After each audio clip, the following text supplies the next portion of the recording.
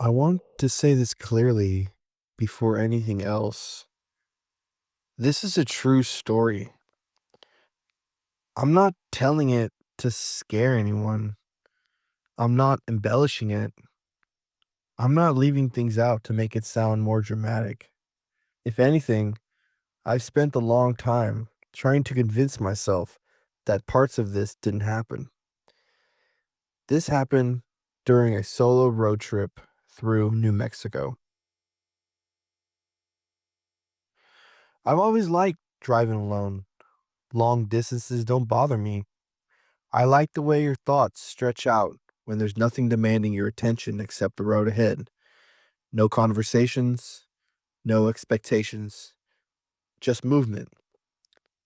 This trip was supposed to be simple. I planned to cross New Mexico instead of flying, partly to save money, partly because I wanted to see the landscape for myself. I didn't realize how empty it really was. The sun was still up when I started that stretch of highway. The sky was wide and open, painted with orange and purple clouds that looked close enough to touch. I remember thinking it was one of the most beautiful places I'd ever been. Then the sun dropped behind the mountains, and that was it. Out there, night doesn't slowly settle in. There are no streetlights to soften the transition, no glow from nearby cities. Darkness just arrives, full and complete, like a curtain being pulled across the world. My headlights became the only thing keeping the road real. I checked my phone. No signal. The radio crackled and went silent. Even the GPS stopped updating, frozen on a stretch of road that looked identical in every direction. I hadn't seen another car in a long time. At first, it didn't bother me. The desert felt calm, still, almost welcoming. There was a strange comfort in how quiet everything was, like the world had gone to sleep and I was the only one still moving. That feeling didn't last.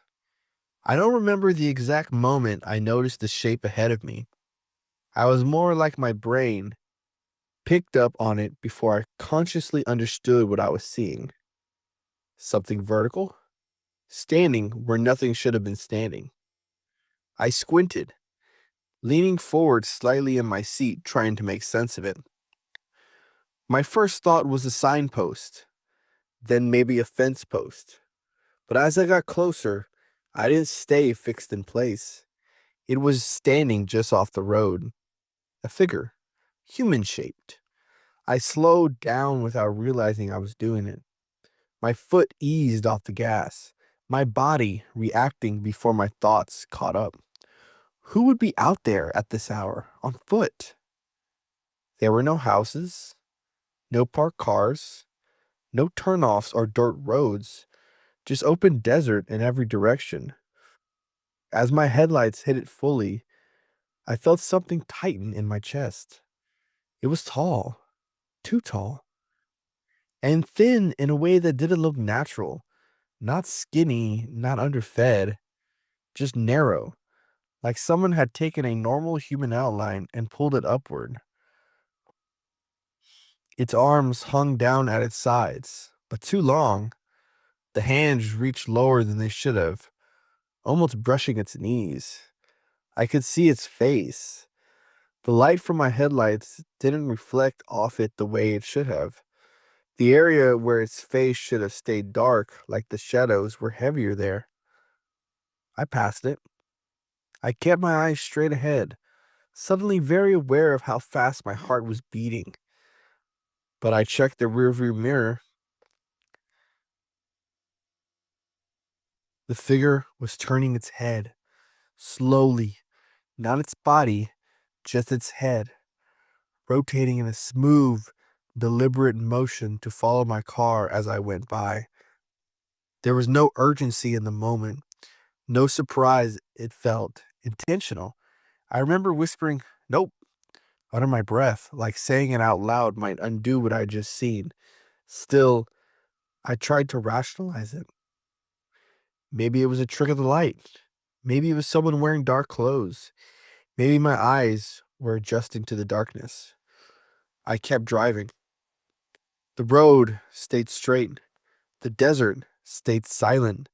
The sky above was crowded with stars, bright and sharp in a way you don't see near cities. A few minutes passed. Just as I started to relax again, I saw it. Same figure, this time closer to the road. My stomach dropped. There was no way it could have gotten ahead of me. I hadn't turned. There were no intersections, no side roads, nothing but miles of open land. My hands tightened on the steering wheel until my knuckles hurt. As I approached, the figure stepped forward onto the shoulder of the road, and then it started moving alongside me, matching my speed. I need to be clear about this part. I wasn't walking normally. Its legs moved, but its upper body stayed almost completely still. No sway, no natural shift in weight. It moved in short, controlled motions like it was copying what walking was supposed to look like without fully understanding it. I sped up. So did it. I slowed down. It stayed with me. My breathing, gray, shallow. I could hear it over the engine, loud and uneven in my ears. When I finally pulled ahead of it, I glanced in the mirror again. It had stopped, standing perfectly still, watching the road, watching me. After that, I drove faster. Not recklessly, but with purpose. I kept scanning the road ahead, the mirrors, the edges of my headlights. The desert no longer felt peaceful. It felt vast and exposed, like there was nowhere to hide. That's when I saw it standing in the road, directly in my lane. I slammed the brakes. The car lurched forward, tires screeching dust exploding into the headlights. The figure stood there, close enough now that I could see more of its shape. Its shoulders sloped down at an angle that didn't make sense. Its head was tilted forward as if it was peering down at me. Still no face, still no features, just darkness where something should have been. It took one step towards my car. I didn't wait for a second step. I threw the car into reverse, backed up fast, then turned the wheel and accelerated past it as hard as I could. For a brief moment, my headlights caught it from the side. That's when I understood how wrong it really was. Its body didn't look thin like a person. It looked compressed, like something larger had been forced into a smaller shape, like it didn't quite fit inside its own outline. I drove faster than I should have. The speedometer climbed, but I didn't look at it for long. I kept my eyes on the road, my mirrors, the darkness on either side. At first, I didn't see it again. Then I noticed movement. Not directly behind me, along the side of the road, keeping pace, something falling behind, something ahead, never fully visible, just enough motion to let me know it was still there. Then something touched my car. A light tap on the door, then another. Not a hit, not a knock. The tapping moved upward, slow and deliberate across the window toward the roof, like fingers. I screamed, I swerved, barely keeping the car on the road, my vision tunneling as panic set in. I pressed the gas until the engine screamed. The tapping stopped. I didn't know how long I drove after that. Time felt strange, stretched and compressed all at once.